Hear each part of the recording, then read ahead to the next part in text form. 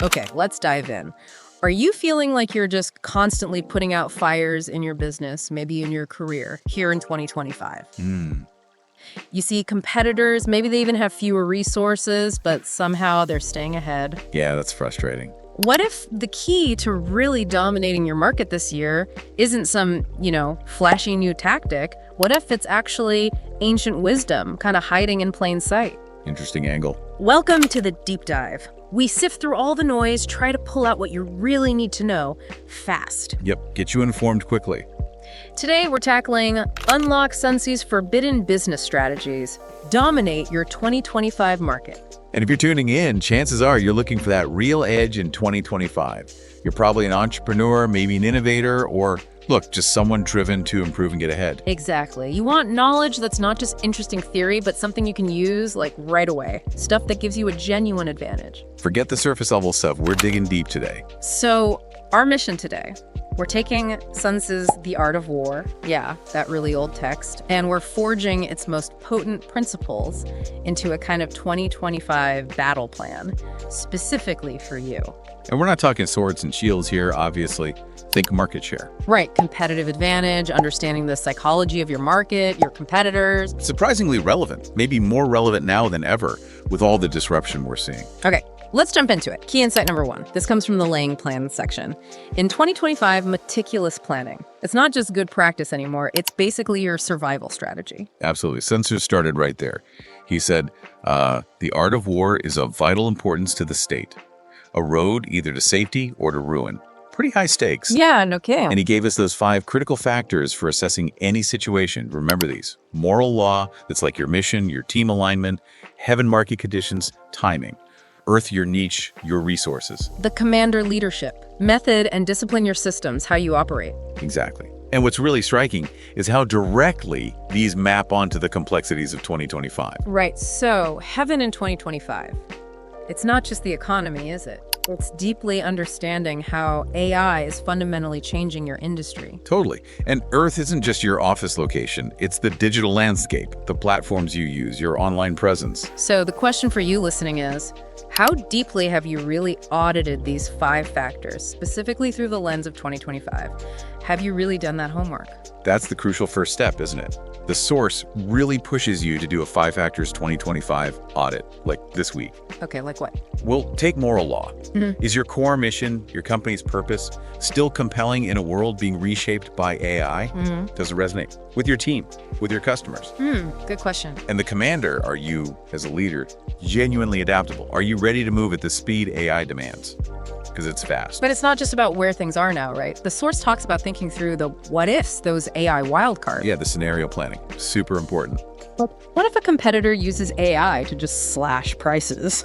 Or what if some new AI tool makes a key part of your service? Well, obsolete. Almost overnight. Have you wargamed those? The source says, try to brainstorm at least 3 specific AI threats like that and actually develop contingency plans. What would you do? That kind of proactive thinking, it feels like that's what separates the leaders. It really does. I mean, think about Jensen Huang and NVIDIA. Their huge bet on GPUs for AI wasn't just luck. Right. It was, you could argue, a deep grasp of heaven, the tech trajectory, and earth, the massive demand for AI processing. That assessment, that planning, put them in an incredible position. Okay, so planning is foundational. Got it. But how do we actually gain an edge? Takeaway number 2 is about the power of deception and strategic positioning. Ah, yes. The sneaky stuff. Well, maybe not sneaky, but smart. Think of it like standing out in a super crowded room by saying something unexpected, something that grabs attention. Exactly. Sun Tzu's famous lines, all warfare is based on deception, and appear weak when you are strong, and strong when you are weak. So how does that apply in 2025? It's not about lying, is it? No, not about unethical trickery. It's about strategically shaping perceptions. In a world absolutely saturated with digital noise, a lot of it now AI generated, how do you make your signal clear and compelling? Okay, so cutting through the noise, the source says you need to pinpoint your unique value. Like, what are those human strengths or maybe specific tech advantages that are really hard for competitors, including AI, to just copy? That's it. And deception, in this context, is about strategically emphasizing that unexpected strength. So for you listening, What is your unfair advantage for 2025? What makes you different in a way that matters? That's the million-dollar question. What's your unexpected strength? Is it maybe incredibly human-centric customer service that an AI just can't replicate? Or a super specialized niche expertise? Or maybe just being faster, more agile than the big guys. Could be. That agility is huge. And then you can't just look inwards. The source pushes you to analyze your competitors' blind spots, specifically in 2025. Where are they not focusing? Right. Are they all chasing the latest AI shiny object and maybe neglecting basic human connection? Are there customer segments they're just ignoring? Understanding both your strengths and their weaknesses lets you craft that, let's call it deceptive narrative, strategic communication. Like the examples in the source. A small startup emphasizing speed and personal touch against a big corporation. Yeah, or an AI company maybe initially focusing on a less scary, less controversial application to build trust before showing the full disruptive potential. It's about managing perception. It makes me think of Apple under Jobs again. Everyone else was screaming about specs, megahertz. Right. And Apple focused on user experience, the ecosystem. It wasn't exactly hiding tech, but it was redefining the battlefield. That was their deception, focusing attention where they were strongest. Spot on.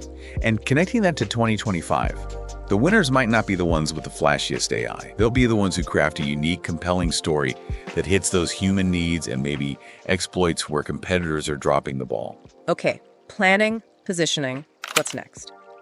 Takeaway number 3, subdue the enemy without fighting. And the economy of force. Basically, winning smart, not just hard.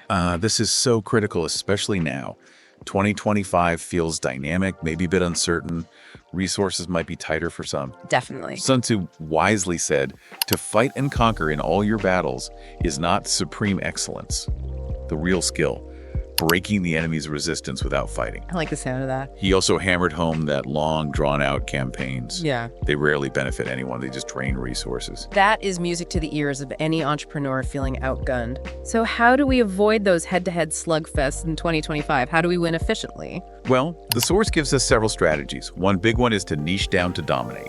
Think blue ocean strategy, but updated for 2025. Okay. Instead of fighting in that bloody red ocean where everyone is, find a new underserved niche created by 2025 specific needs, maybe ethical AI auditing or specialized AI training for remote teams, mental wellness support for distributed workforces. Find a smaller pond you can actually rule. Exactly. Yeah. Become the undisputed leader there.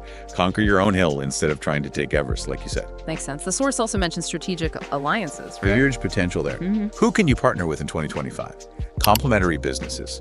Expand your reach, offer bundled solutions without needing to build it all yourself. It's a great way to sidestep direct fights. Collaboration over direct confrontation. Yes. And then there's the whole MVP and iterate idea. Lean startup, but supercharged for the age of AI. Minimum viable product. Right. Launch something small, use AI tools maybe for rapid feedback analysis, learn, iterate quickly. Don't pour tons of money into something nobody actually wants. Sun Tzu would approve of that efficiency. And I really like the idea of building a content moat. What does that mean in 2025? It means creating genuinely valuable, authoritative content in your space. Leveraging your human insights, the stuff AI struggles with, maybe empathy, deep contextual understanding, become the absolute go-to resource. Make competitors seem less relevant because you own the conversation. Like Netflix did, they didn't try to beat Blockbuster at the store game. Exactly. They found a different path, mail-order DVDs, then streaming. They completely sidestepped Blockbuster's strength. Brilliant strategy. Okay, final key takeaway. We're in the home stretch. Number 4, know your terrain, know yourself, and know your enemy. This feels like it pulls everything together. It really is foundational. Sun Tzu was crystal clear. If you know the enemy and know yourself, you need not fear. If you know yourself, but not the enemy, defeat. If you know neither, you will succumb. Simple, but profound. And in 2025, that terrain is shifting like crazy, isn't it? AI, consumer habits, the economy. It's like the map is constantly being redrawn. And knowing the enemy isn't just about your direct competitors anymore. It's maybe even more about deeply understanding your customers. Yeah. What are their evolving pains, their desires in this AI-driven world? And then knowing yourself. That means a really brutally honest look at your own strengths, your weaknesses, your resources, all within this new 2025 reality. Ignoring any piece of that triangle terrain, enemy self is asking for trouble. So what are the actions for 2025? The source mentions customer espionage. Ethically, of course. Using surveys, maybe AI-powered social listening tools, actual conversations to dig into those unmet customer needs, especially needs created or amplified by AI. And the competitor autopsy. Yeah. Analyzing their marketing, their customer reviews, what are people complaining about, looking at who they're hiring, especially for AI skills, trying to piece together their strategy and find their vulnerabilities. But maybe the hardest part is that you audit, that self-assessment. It often is. What are your core strengths that are still super valuable right now? Where are you weak in this new environment? Critically weak. And how can you leverage the 2025 terrain, maybe new AI platforms to streamline things, or access to global remote talent? And don't forget your local spies. Well, yes, your own team. Customer service, sales, they're on the front lines, they hear things, see things.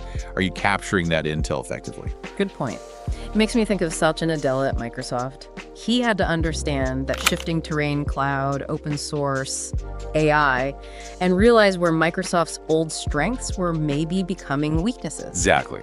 His whole strategy was about adapting Microsoft's identity based on knowing that new landscape and knowing the company itself. Okay, so let's wrap this up. As we finish this deep dive into Sun Tzu for 2025, one thing seems really clear. Absolutely.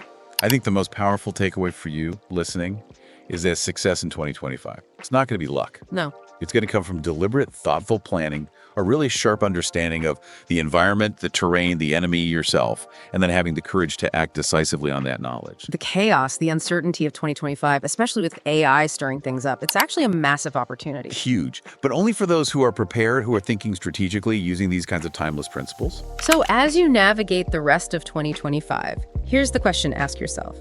Are you just reacting, just getting tossed around by the waves of change? Or are you actively, strategically shaping your path using wisdom that's, well, thousands of years old? Powerful question. And maybe think about this. What one seemingly forbidden strategy, something we talked about today, could give you that unfair advantage you've been looking for? Now go out there and strategize.